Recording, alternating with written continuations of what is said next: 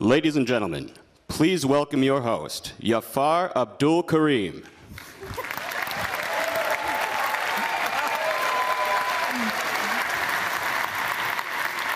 Welcome to every one of you.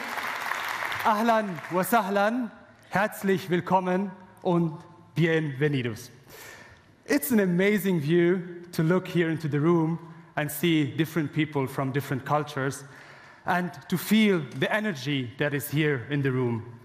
You have people from different cultures, different backgrounds, different political points of view, might agree, disagree, but we all share the same values.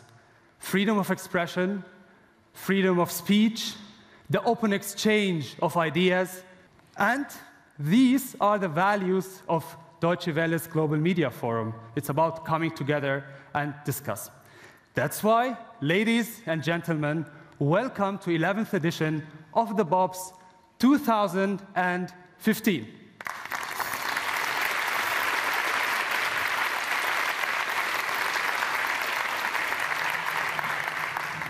We all are gathered here to honor brave, creative bloggers, internet activists, and journalists who don't only believe in these values, but they risk their daily lives in order to give others a voice to express themselves. Welcome.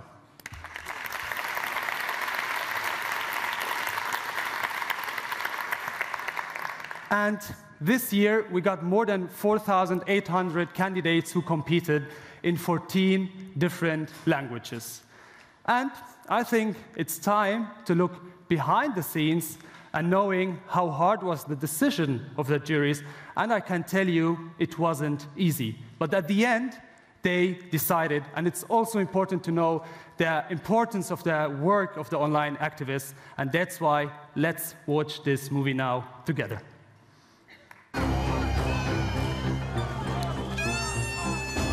Freedom of speech. In a world full of conflict, getting information often means being at the center of the struggle. It's online activists, bloggers, and journalists all around the globe who fight for it every day. They're on the scene, in locations often shaken by war, censorship, and despotism. The people who push the button and frame the moment. The online communities that try to change the offline world. Deutsche Welle has been honoring their commitment for 11 years. The BOBS recognizes the best blogs and online activists. This award has its own way to bringing the local initiatives done all over the world to the public eyes of the world. It's a way to show them that they can make the difference. They can change the world for the better. Any online activism is really have direct effects on the offline world. There were more than 4,800 candidates this year, and they competed in 3 categories: social change, arts and media, and privacy and security. The project showed the variety present in the World Wide Web, from Facebook pages to podcasts, from video games to apps. The winners had to convince an international jury of 14 internet experts. That did not take place. It's got to find the support of many people from very different cultural contexts. And I think that's the main issue, why it's so hard to win the BOBS. It was just impossible to choose. And I might have gained a couple of gray hairs today evening. To get the choice, it's a very difficult problem. But I make the choice. With their decision, the jury hopes to once again empower outstanding online activists to continue to make a change.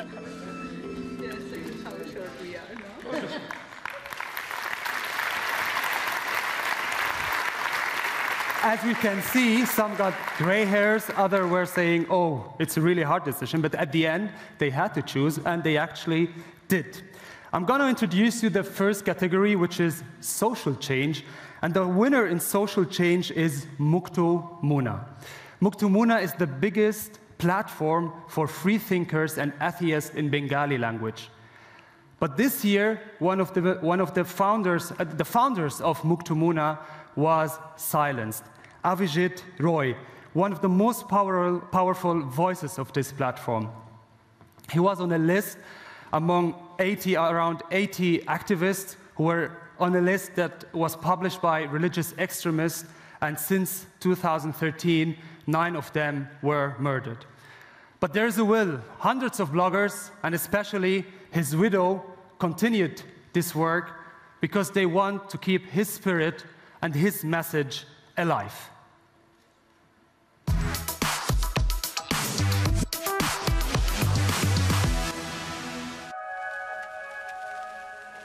In a country with a secular constitution, but shaped by Islam.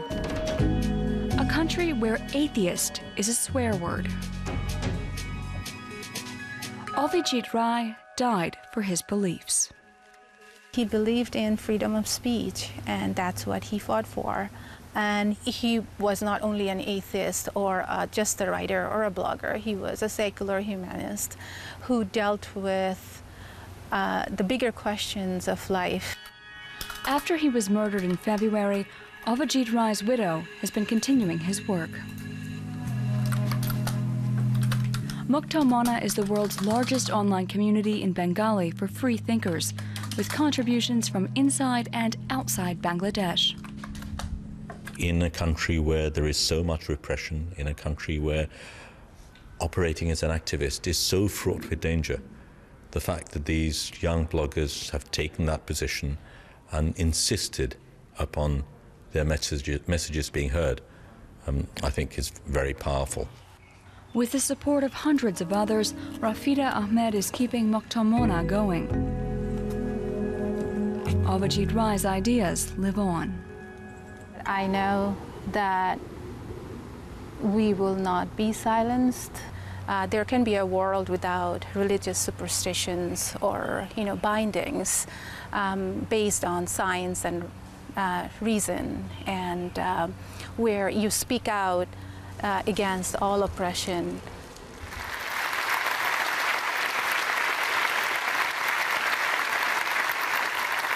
I'm joined now by Shahidul Alam. I told you, you're one of the godfathers of the Bobs. You have been there like 5 years, Something right? Like that. Time to get rid of me. No, we want you here. It's important to be with us. And my question is, today, how important are the Bobs in the world of online activism? Well, mainstream media, of course, is incredibly important, but it does have the problem of having very powerful entities, establishments, political forces, corporate agencies that control it. And one of the things that's happening is the online community has taken it on board to express things that mainstream media sometimes will not talk about. Mm-hmm. But there is the reverse of this, because the online media now has to establish its credibility, has to be accepted. And I think something like the Bobs does precisely that. By this very important award, I think it establishes the credibility of the bloggers, it gives them space, and I think a degree of protection. And in the category social change, the winner is Mukto Mona. Why Mukto Mona? I think you did mention that there was tough contests, but this was one of the areas where the judges were largely united. It was clearly ahead of the rest in terms of the risk it took, in terms of what it was trying to do, in terms of the clarity of its vision. And you just look at that woman there, it's incredible that she and her fellow bloggers have continued to do the marvelous work that they do, and my hat's off to them. Yes, and I think it's time to welcome Rafida Ahmed. Please join us.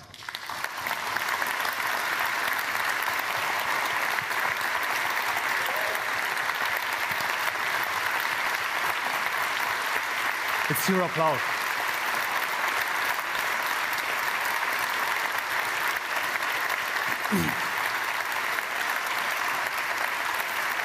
Rafida, you have suffered a tragic loss. Your husband, Avijit Rai, was murdered while you were walking with him in the streets of Dhaka, the capital of Bangladesh. Your own have also 7 knife stabs. And now, nevertheless, you continued the work. What makes you keep on going? So I think it is the Mukto Mona community who gives us the courage, the passion, to continue the passion. I was in ICU in Bangladesh, in America, for a few weeks actually, and there were group, stronger, bigger. Old faces, new faces came in. They got together. They actually took Muktamona ahead. We had technical problems. It was getting hacked. We had other issues, but they came forward and moved it forward. And you personally, what's making you looking forward? Where are you getting your strength? I mean, it's from this community, actually. That they didn't stop. There are hundreds of people who are actually sending me messages, supporting me, and the support they have shown in Bangladesh after Abhijit's death. The statements came out, the way they got united. It was amazing. It was very encouraging to see. A lot of us here don't know Abhijit Roy in person. What do you think? What would he say today getting this prize? He started Muktamona before I met him. I met him through Muktamona a year after he started it. Trust me, a lot of our communications were about Muktamona. Like, he was so passionate, even when it was a small Yahoo group. He started from that, moved it, made it a website, then a blog, then he created a world of activism surrounding by it. Like his books, all the books he wrote, or anybody else from Muktamona wrote. Muktamona was the center of it. It was like a child to him. So he would be very happy.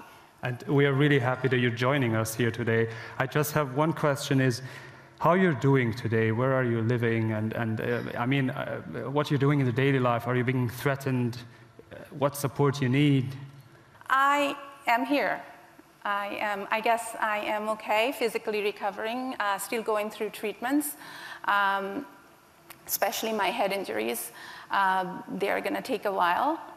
But I am not so worried about myself at this point. I don't know what worse can happen. I guess I can die, but then I'm gone. Okay. But I am worried about the bloggers. They have killed another 2 bloggers after Abhijit's death. Like, Ananta was very close to us. He was a great warrior for Muktamona as well. And now all these bloggers in Bangladesh are getting threats, death threats. It's almost like they're haunting them. Yeah. So they are in trouble right now. And we here from the Bobs, we want to send a signal to these bloggers and to you. And that's why you're the winner in the Social Change Award. Please, Shah, could you give it to us?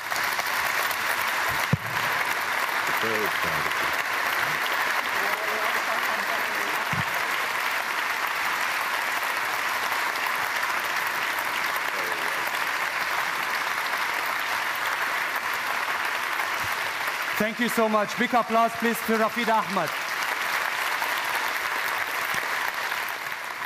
And now we head to the next category, which is arts and media. The winner in this category is Zaytoun, the Little Refugee. Different activists from all over the world have one thing in common, and it is that they are refugees. So they ask themselves, what can we do? What should we do to let our voice be heard and to make more awareness concerning the refugees? And that's why the online video game, Zaytoun, the Little Refugee, was born. The initiator and the creator of this online game is Muhammad Tayyib. We're going to know more about his story, and when you look at his story, it's a lot part of the video game.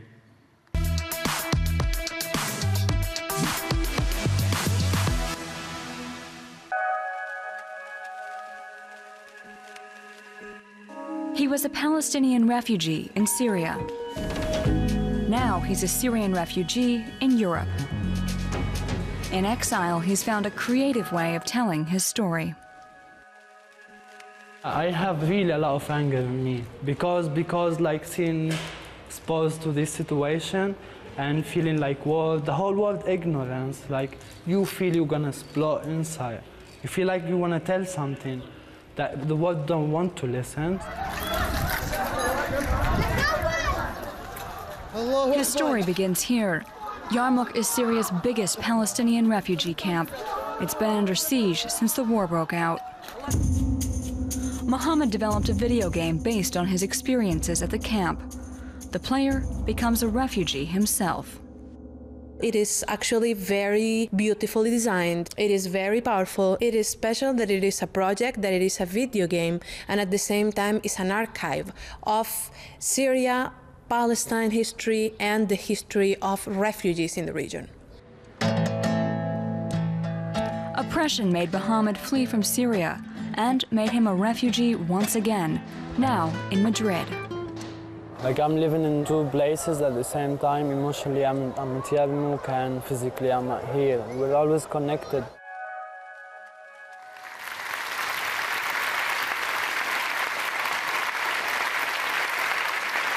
I'm now joined by Laila Nashwati, one of the jury members. Nice having you here with us. Welcome.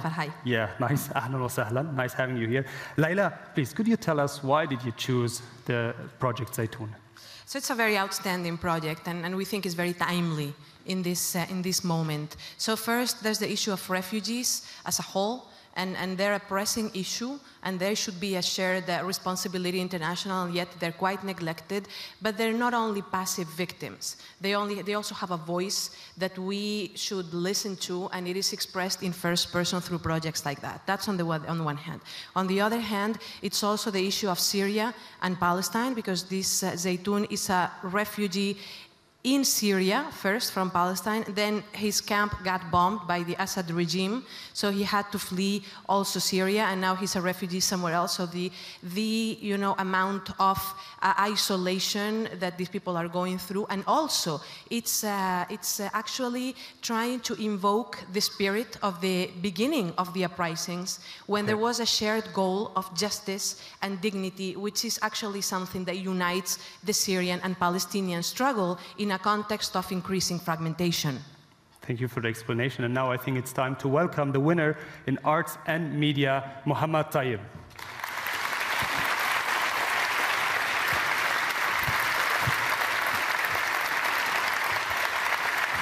Thank you so much. Speak now. Thank you. No, you stay with me, please. Hamad, nice, and welcome to have you here with us. I'm going to switch to Arabic because Hamad could express himself more and understand me. Hamad, أول سؤال ليه مخبي حالك؟ Why do you cover yourself? I'm covering my face because many activists in Syria or all over the world have been threatened. Some of them have been killed, so this is a way to protect our collective identity. I have been with you since the past 2 days, and I just noticed that there is a anger inside of you. So how do you express that?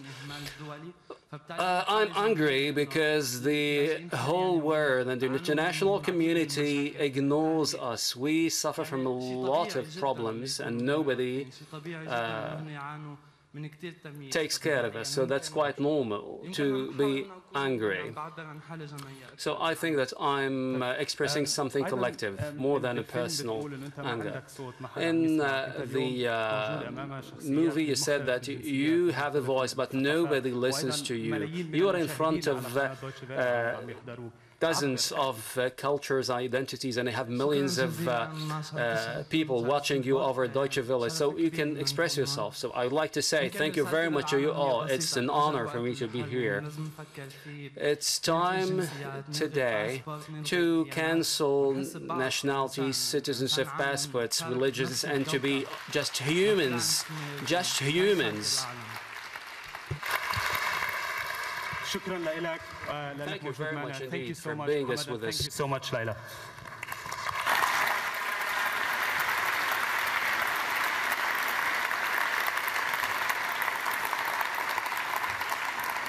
And now we will be heading to the next category, which is privacy and security. And the winner in this category is Rancho Electronico. A group of online activists came together and said, it's enough, everything is being done with our data, but no, we don't want to accept it. What they are doing is to make a lot of awareness concerning data security and data protection. But what makes Rancho Electronico so special is that they only do it online, they actually leave the virtual life and they go to the offline life and help people by doing events and supporting them.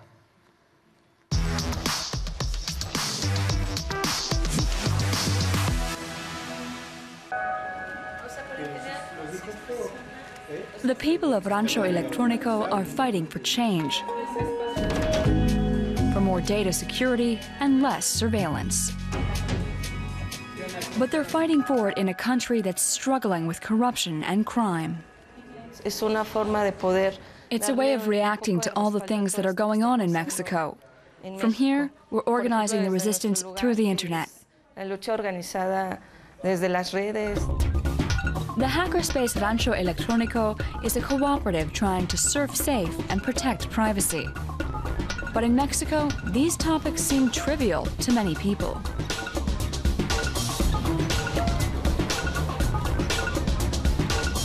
Nevertheless, the Rancho is spreading its knowledge to try to make a change. They're empowering young people to take control of their digital tools, to retain digital autonomy. The impact they will have is that people will be digitally empowered.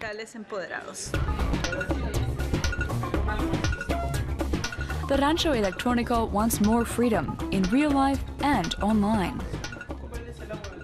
Not only in Mexico, the world needs more places like this one.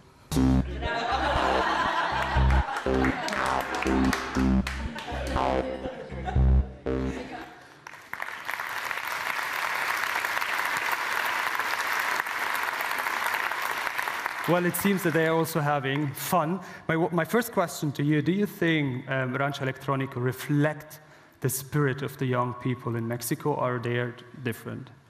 I think that they are quite unique, actually, and they are exceptional. And we need more exceptional people like them, because we often forget that in the digital age, encryption, anonymity, and privacy in general are essential tools to exercise not only our right of freedom of expression, but other rights, like the right to organize ourselves, peaceful assembly, and so many other rights. And they are exactly working on that. Yeah. What's the message that the jury of the Pops wanted to say and give when you chose Rancho Electronico? I think that they have a unique link with the global, but they are acting locally. So it will be, as we are seeing here with many people supporting bloggers in prison in Ethiopia, China, Iran, and so on. They do the same with Western dissidents even, you know. They, at the places, at the offices of Rancho Electronico, you can find posters in support of Edward Snowden, of Chelsea Manning, of Jeremy Hammond, Barrett Brown, and all these people who are using technology to exercise the right to freedom of expression, access to information, and so on. From there. So it's a connection. They are acting locally, and they are teaching and educating the community locally, but they are also linked to this global movement for freedom of speech. Thank you for letting us know. And now it's time to welcome the winner, Omar Valenza. Please, join us. You're going to give it to him?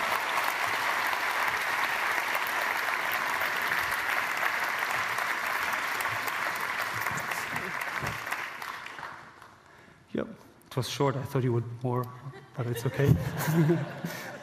Nice having you here with us. I'm going to speak, I keep in English because I only know in Spanish ¿qué tal? I think it's not enough to do the interview now. Okay, so I'm going to talk in English and you can go in Spanish.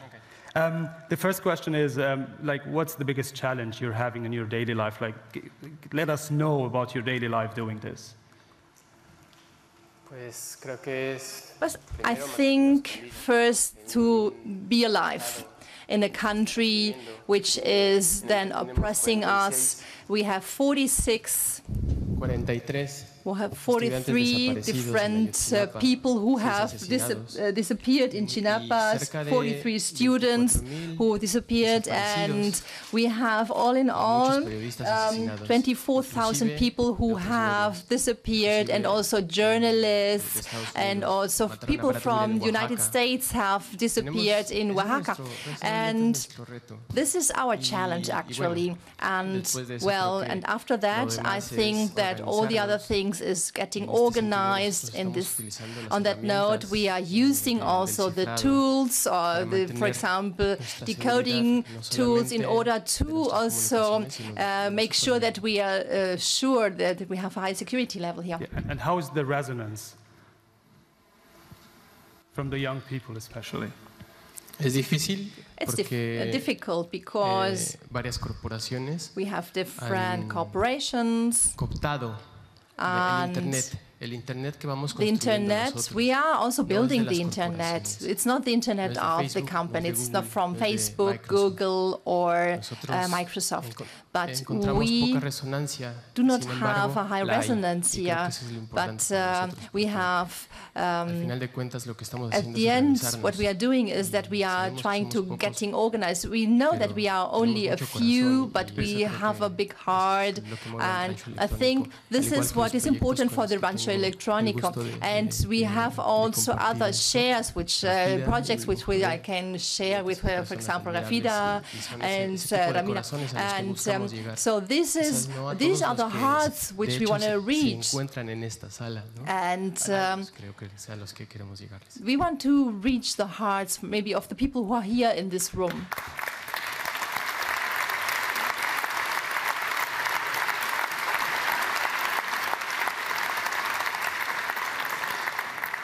And one thing, I tried to write to you on Facebook, I couldn't write to you.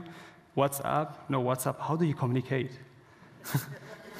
Construyendo Well, we are building our own tools. Son Libre is a movement. It's not a technical movement, but it's a political movement, and it concerns everybody because we do not know when things will change here.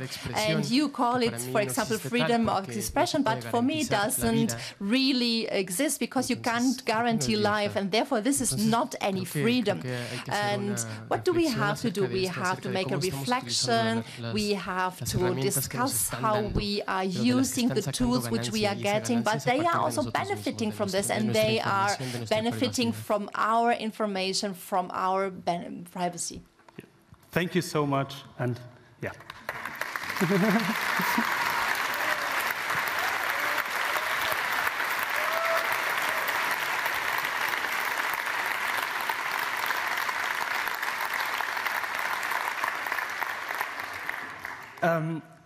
Today it's the 11th edition, but we also have a premiere today. It's the first time there's a special award this year for people who stand for the brave and fearless commitment to human rights for freedom of expression.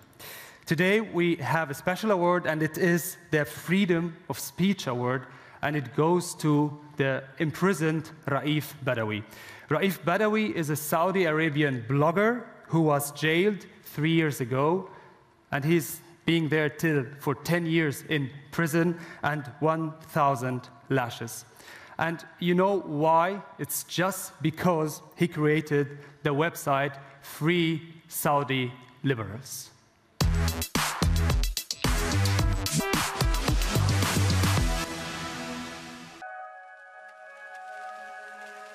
His fate has shocked the world. His crime, expressing his opinions. His sentence, 10 years in jail and 1,000 lashes. The demonstrations have really been a support for Raif and me and given us strength. I have the feeling that the whole world is behind us, and I ask the world to continue supporting us until Raif is free.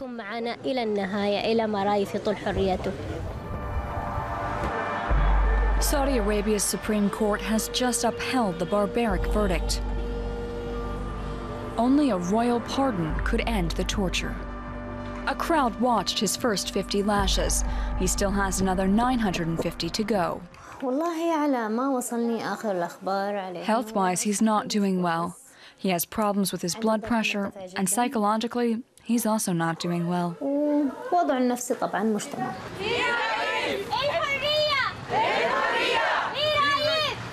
Raif Badawi's wife Ansaf has been fighting relentlessly for the last 3 years to get her husband out of prison. Together with the couple's 3 children, she now lives in Canada. I hope that Raif can once again be with us, with his family. That's all I hope for.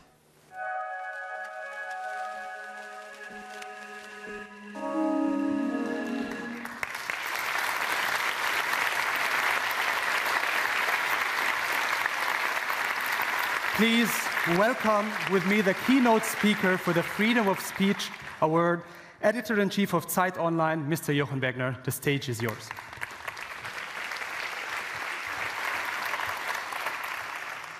So, ladies and gentlemen, it may be that the Freedom of Speech Award for Raif Badawi is the most important prize ever given out by the Bobs. Certainly, this award ceremony is among the most bitter. Raif Badawi cannot be with us today. For the last 3 years, he has been locked away in a Saudi Arabian prison, convicted of having founded an internet forum that violates Islamic values and propagates liberal thought. As part of the verdict only recently upheld, he is also subjected to torture. He is to receive 1,000 lashes if he doesn't die first. Even today, Raif Badawi and his family subordinate their own personal happiness so as to continue taking advantage of the self-evident right of free speech. But Raif Badawi is not just an advocate for free speech, he is also a champion of secularism and the separation of church and state. And despite knowing full well that his views clashed with the Saudi mainstream, he shared them openly, until he was forbidden from working as a journalist. Yet even then he continued to write in the internet. In 2008 he founded the website Free Saudi Liberals, as we heard before, hoping to create a platform for others to speak freely as well. That same year, he was arrested and interrogated for the first time on suspicion of apostasy, of turning his back on Islam, a crime punishable by death. He was released, but a few months later, the state banned him from leaving the country and froze his accounts. Raif Badawi kept writing. But after his wife received threats over the phone, he asked her to go into exile with the children. If you will allow me a brief aside, the city of Quebec granted the family asylum and recently offered it to Raif Badawi as well in public.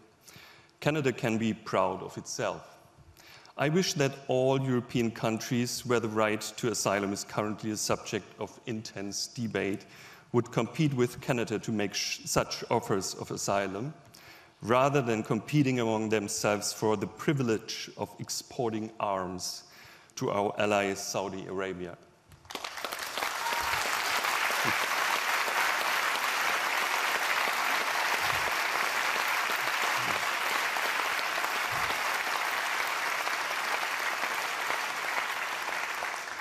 And by the way, I also wish Germany would stop acting as a stooge for questionable governments by arresting journalists on their behalf, as it recently did in the case of our respected colleague Ahmed Mansour, who thankfully has been released.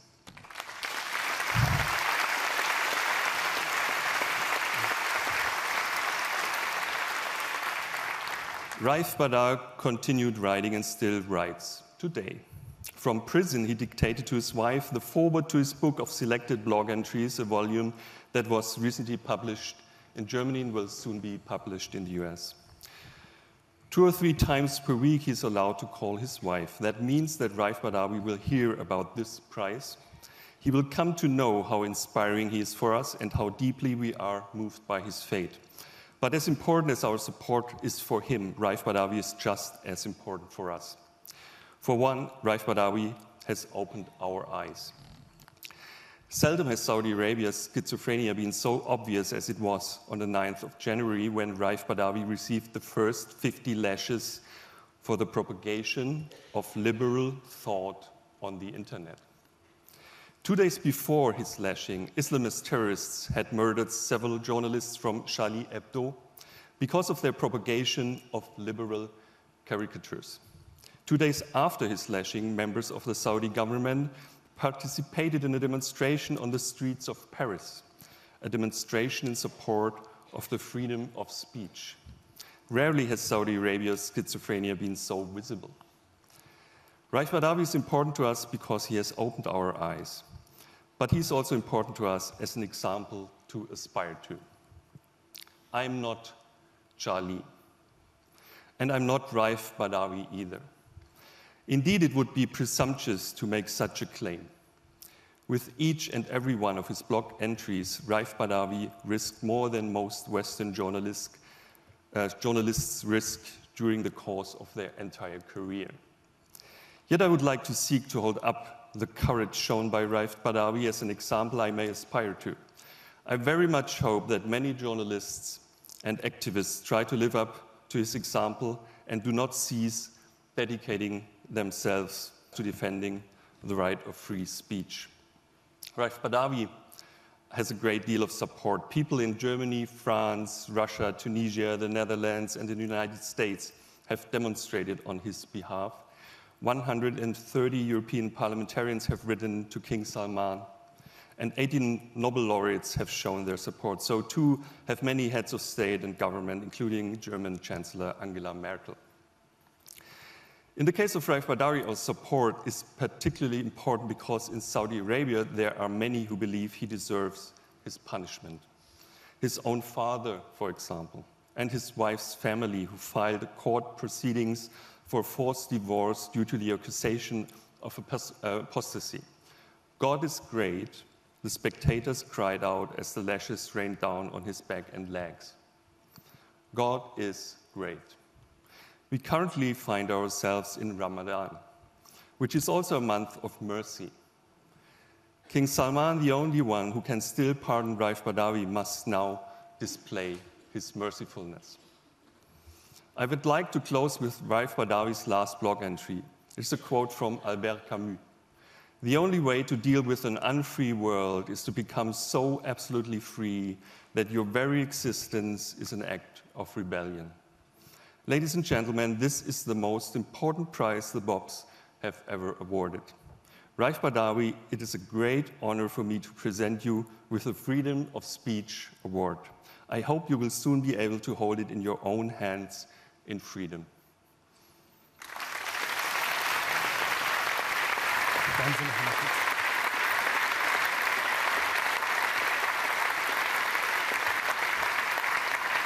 Thank you so much for what you said. And actually, Raif Badawi knew about the award, and he's very happy to get it. And it's a big support for him, and it gives him a lot of hope. That's what Insaf told us. But she also told us, due to personal reasons, she cannot be with us today. But she's also very happy that her husband got this award, and she has a message to tell us. مساء الخير لكل الحاضرين تحياتي من كندا. Greetings from Canada. اليوم هو يوم Today is a significant day for all who are defending their right of freedom of speech. وبما أن مؤسسة The fact إعلامية that عريقة a very well-established institutions like the Deutsche Welle is granting my husband Raif this award proves that the just case of Raif does not pertain to Raif alone, but to many aggrieved whose rights have been violated. Therefore, I would like to thank Deutsche Welle and Mr. Peter Limburg for taking up Raif's case and his continued commitment to Raif's case right from the start. I would also like to call on the international community of politicians and humanitarian and civil organizations not to forget Raif. His case and the fate of his children is in your hands. Sincerely, Insaf Haider.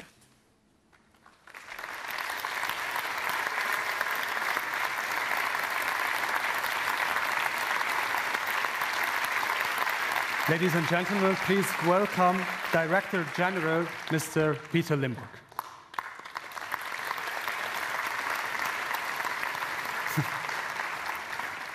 Mr. Limburg, Deutsche Welle, as an international broadcaster, was one of the international broadcasters that covered the case of Raif Badawi. And now, a special thanks from Insaf Haider to you. What makes the case of Raif Badawi so important that Deutsche Welle is giving him this award? I think we are very happy to give this award, and I think the most important thing we will do is that we continue to report on the destiny and the fate of Raif Badawi.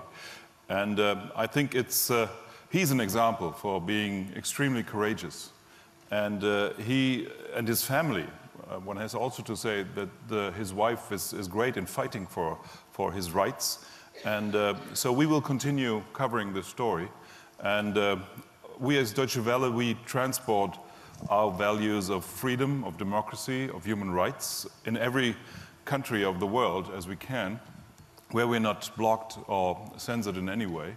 And so I think we also have to stand for these people who are really fighting for these values. And I'm very happy that we had this, I think, quite good idea to give this prize out to Raif Badawi. It's actually a very good idea because they were very happy and Saf is happy, and it's a hope and it's a big support for them. I can give you the award, but maybe for a picture, because they are not here. So. Fine, but I hope that I really can give it to Raif Badawi soon. So let's hope this together. Yeah, sure.